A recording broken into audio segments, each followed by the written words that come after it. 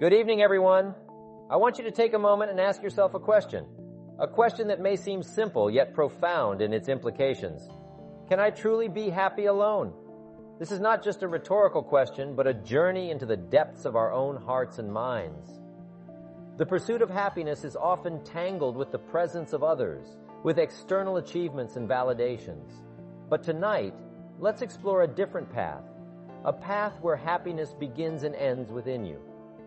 Imagine for a moment a life where your contentment and joy are not contingent on the presence of another, where your sense of fulfillment is not a borrowed ray of sunshine from someone else's sky, but a light that radiates from within you.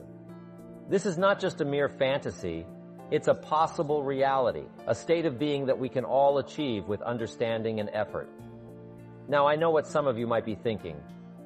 Is this about isolating ourselves from the world? Absolutely not. This is about discovering the untapped well of happiness that resides within us, independent of the external world. It's about learning to enjoy your own company, to value your own thoughts and dreams as much as you value those of others. This journey is about finding that serene balance where being alone does not mean being lonely. In our lives, we play many roles: friends, partners, colleagues. We are social beings craving connections and interactions. But amidst these connections, we often lose sight of the most crucial relationship we will ever have, the relationship with ourselves. We forget to listen to our inner voice, to nurture our inner world, and to appreciate the beauty of our own solitude. You see, being happy alone doesn't negate the joy of relationships. Instead, it enhances them. When you are content with yourself, when you appreciate your own presence, you bring a stronger, more authentic self to your relationships. Your happiness becomes a gift you share, not a gift you seek from others. To start this journey of finding happiness within ourselves, we need to let go of what society expects from us. We must stop thinking that being alone is bad or that it makes us incomplete.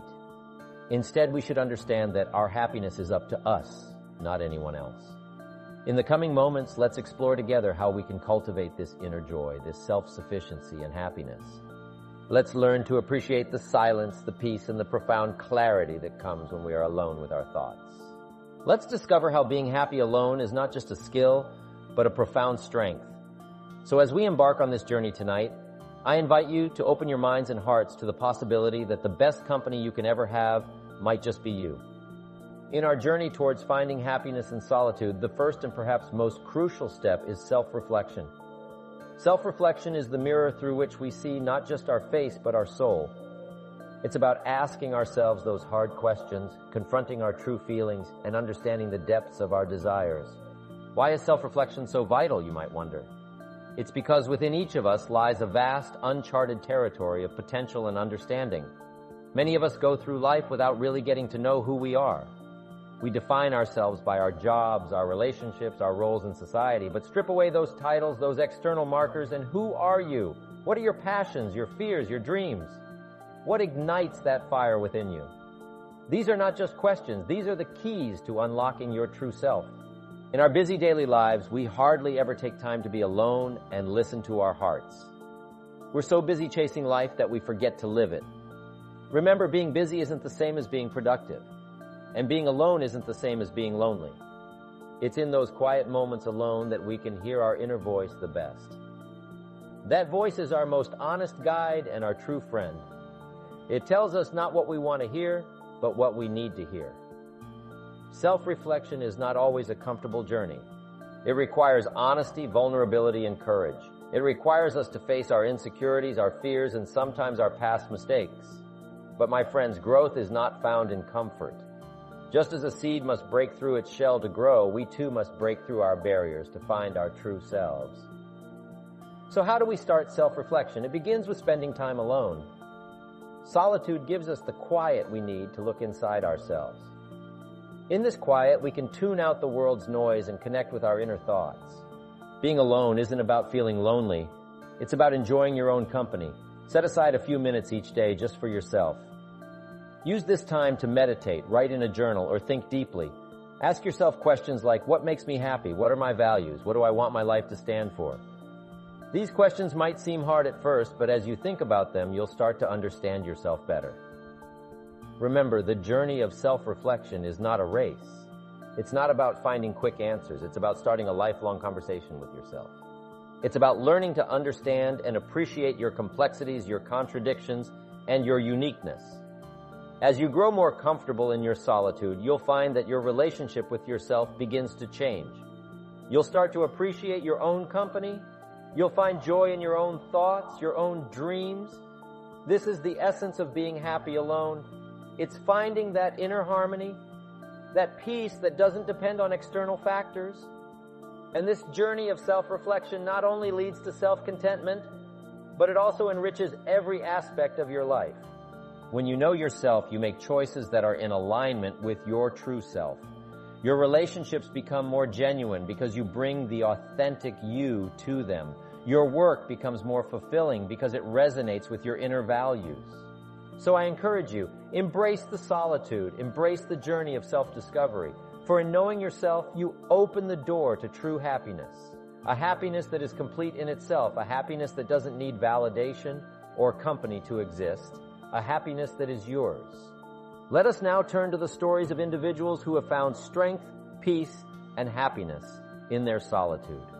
These are not just stories, but testaments to the power of embracing one's own company and the transformative journey of self-discovery.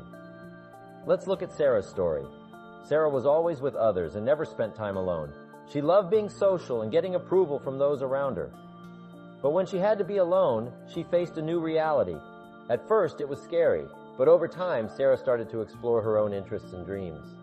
She began painting, something she had always wanted to do but never had the chance. In her quiet time, she found a passion she didn't know she had. Sarah's story shows us that being alone can help us find hidden talents. Next, we have David, a successful businessman with a great career, a busy social life, and a loving family. Even with all this, David felt empty inside. When he started spending time alone and thinking about his life, he realized he had lost touch with himself. In chasing success, he had forgotten his own dreams. Spending time alone helped him reconnect with his love for writing. He started writing a novel, which brought him joy and fulfillment he hadn't felt in years. David's story reminds us that while building a life, we shouldn't forget to live it. Finally, there's Lisa, a college student who felt overshadowed in groups and couldn't find her voice.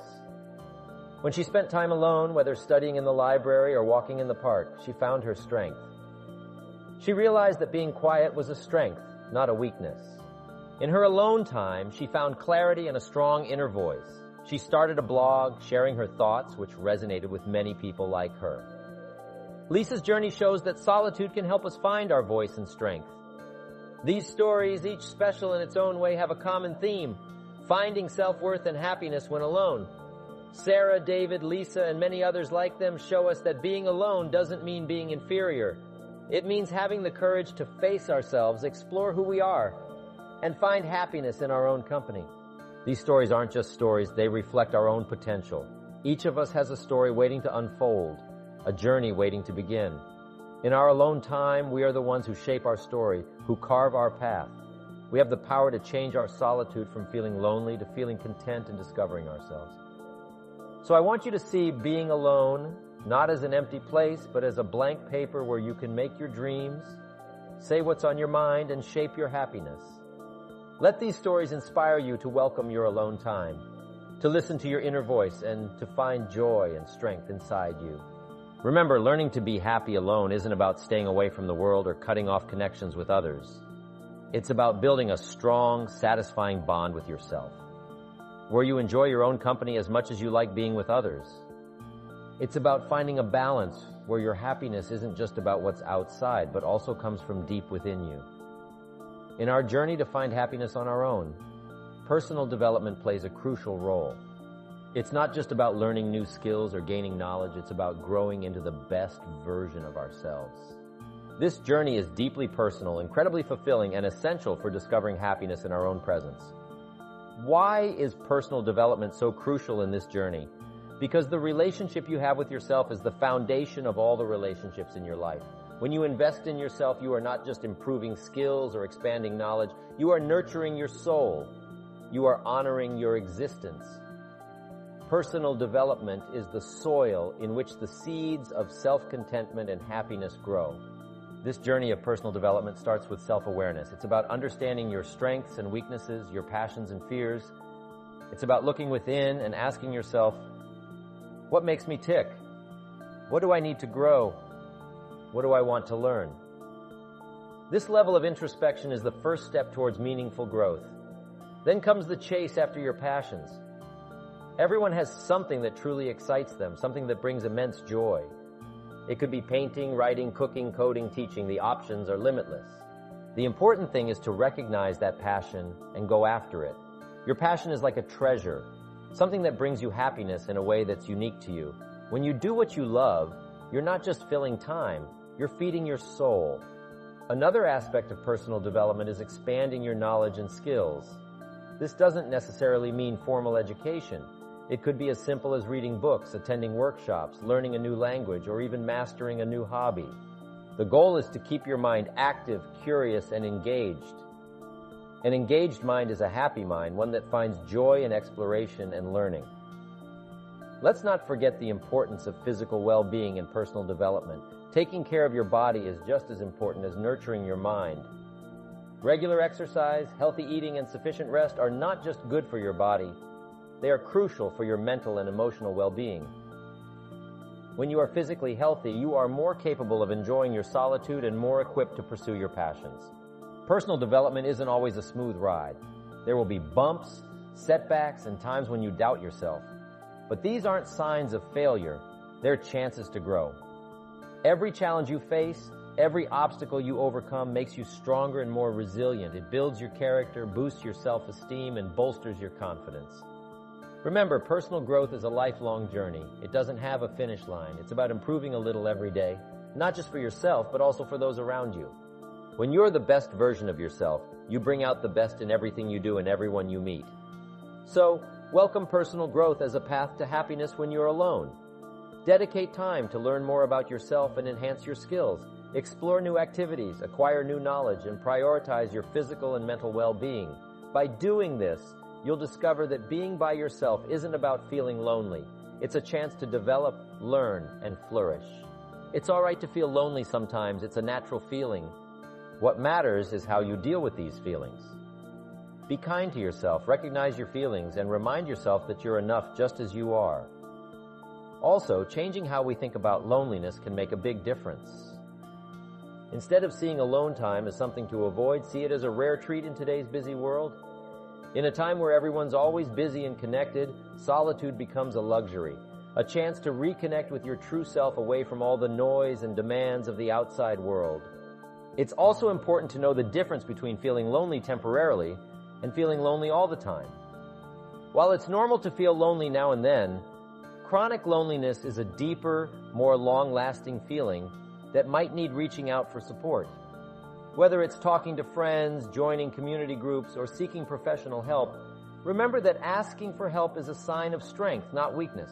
Think of your journey with being alone as a way to get better at being yourself. When you're okay with spending time by yourself, you become stronger, more independent, and you understand yourself better.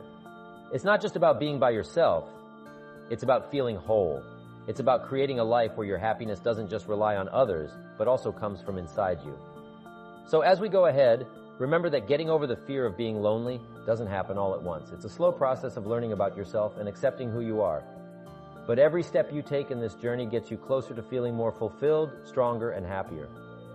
One of the most important tools we have is our mindset, the way we see the world, our attitudes, and our thoughts. These shape our reality more than anything else. When it comes to learning to be happy alone, having a strong and resilient mindset is not just helpful, it's necessary. It starts with realizing that your happiness is your responsibility. It's not something others can give you. You have the power to create your own joy. A key part of a strong mindset is positivity.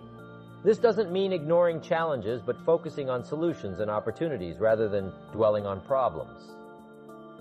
Resilience is another cornerstone of a strong mindset. It's about bouncing back from setbacks, adapting to change, and moving forward even when things are tough.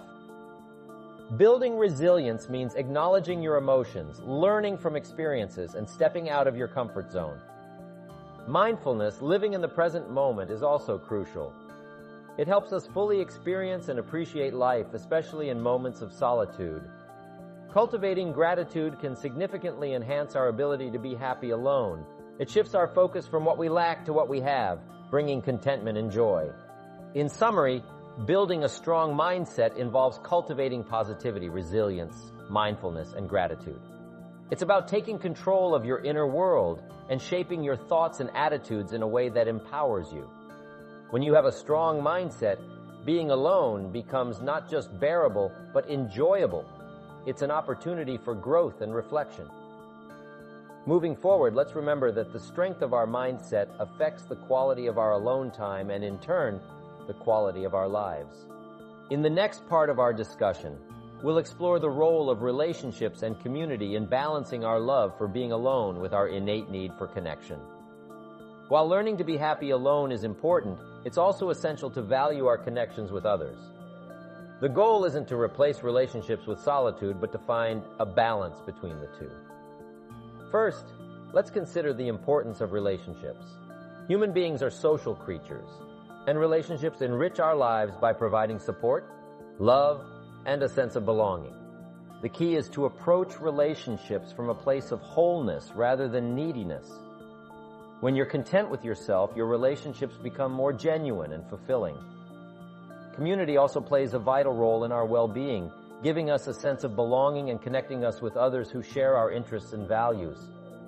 However, it's essential to maintain a balance between solitude and social interaction. Enjoying your own company doesn't mean isolating yourself from the world. It's about being comfortable with yourself without feeling the constant need for social interaction. Remember, the quality of your relationships often reflects the quality of your relationship with yourself. When you're at peace with who you are, you bring authenticity and self-assurance to your relationships. As we continue to explore the art of being happy alone, let's not forget the beauty of togetherness. Let's treasure our relationships, contribute to our communities, and also enjoy the moments of solitude that allow us to reflect, grow, and recharge. As we near the end of our journey together, let's reflect on the ground we've covered. Our exploration of being happy alone has taken us through self-reflection, personal triumphs, personal development, overcoming fears, building a strong mindset, and understanding the balance between solitude and community.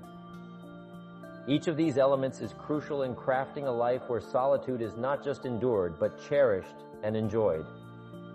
Remember, learning to be happy alone is a journey, not a destination. It's an ongoing process of self-discovery, growth, and acceptance. It's about finding joy in your own company, recognizing your worth, and embracing your individuality. This journey empowers you to bring your best self to your relationships and to the world. To conclude, I want to challenge you to embrace the lessons we've discussed. Dedicate time for self-reflection. Get to know yourself, your passions, and your dreams. Embrace your solitude as a time for growth and creativity. Invest in your personal development. Pursue your interests and nurture your mind and body. Transform your fear of loneliness by reshaping how you view being alone. Cultivate gratitude for the moments spent in your own company. Strive for equilibrium in your life, finding solace in solitude while also relishing the joy of companionship. Remember, the strength of your bonds with others reflects the strength of your bond with yourself. But most importantly, cultivate a strong mindset, a mindset that is positive, resilient, and grounded in the present. A mindset that sees challenges as opportunities for growth and solitude as a space for self-discovery. As you continue your journey, know that being happy alone doesn't mean you are isolated from the world. It means you are at peace with yourself, capable of enjoying both your own company and the company of others. It means you have a strong foundation of self-worth and self-love from which you can build meaningful connections and contribute positively to the world. So keep this message close as you journey towards feeling good about yourself. Remember, the most important relationship is with yourself. When you're happy being alone, you'll feel complete in everything you do. Thank you for joining me on this journey. Remember, finding happiness on your own is different for everyone, but it's a journey worth taking. It's a journey that brings self-confidence, peace inside, and a greater love for life. You have what it takes to walk this path: strength, bravery, and resilience. Embrace it, treasure it, and let it guide you to a life full of happiness and satisfaction.